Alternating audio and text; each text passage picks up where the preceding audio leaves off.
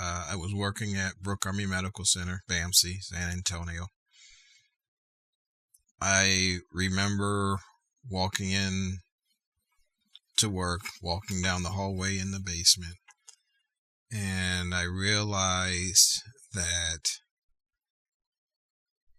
and I knew I was feeling this way, but I couldn't articulate it to myself until I realized that I was there, but I wasn't present. I was going through motions of being there, wherever there I was supposed to be. I was just going there, but at no time did I feel present. And for the first time, I've been depressed before, experienced the emotional depression, but nothing like that, where it felt so dark and realizing I was there, but I wasn't present. So I immediately realized, because I got scared, that I reached out to some colleagues of mine that, hey, I might need to talk to some folks because I got some stuff going on. I can't even describe, because I never felt what that felt like, but if I had to try to put it to words, it was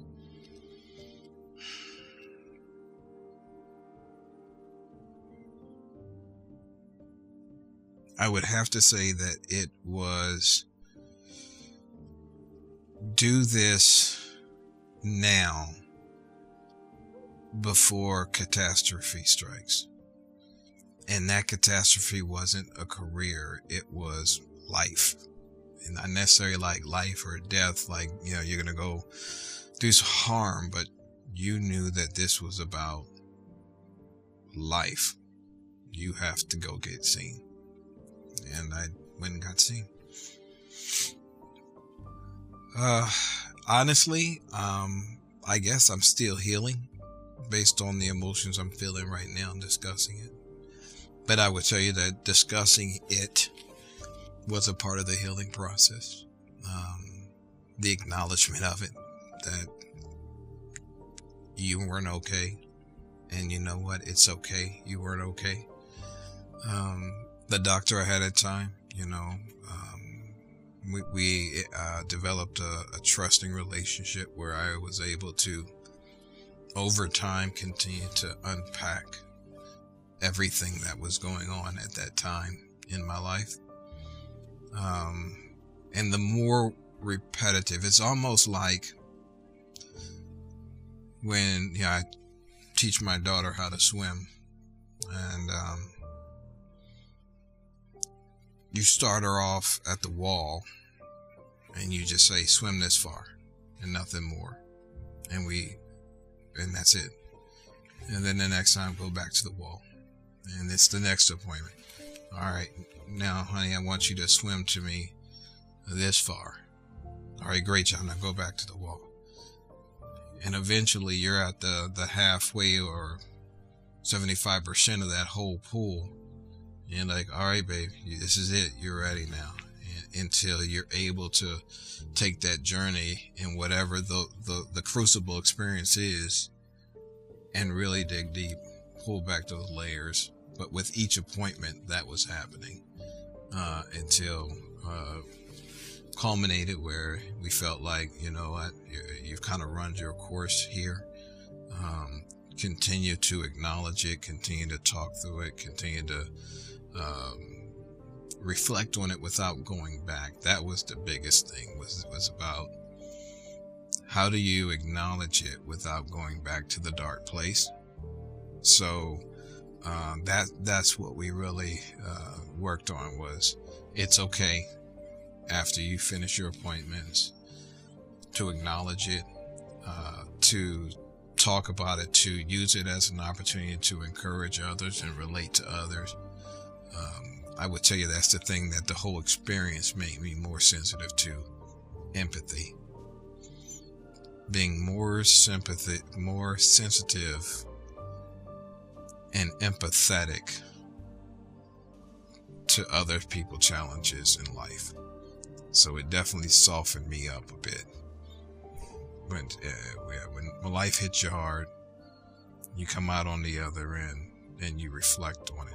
I don't think I would be the commander I am now, the officer I am now, the father, husband I am now, if I didn't complete the process of going through the experience, coming out on the other side. But it all started with recognizing, again, I needed help. And if I had never reached out and got help, I would have done what a lot of people do, is push it down until it explodes in an unhealthy way. I remember one distinct day, I was still working through my recovery. I had to go to pre-command course though, so I had to get a break in treatment and go to the command course at Fort Leavenworth. And I remember being in the Lewis and Clark building in the auditorium, and I felt isolated. I felt alone. I felt like I wasn't valued. That was the biggest thing. I felt like, now that my career kind of taken a turn, I felt like I was less valued to the team. You know, everybody else, my whole cohort, my whole peer group is moving on. I have to stay behind. I felt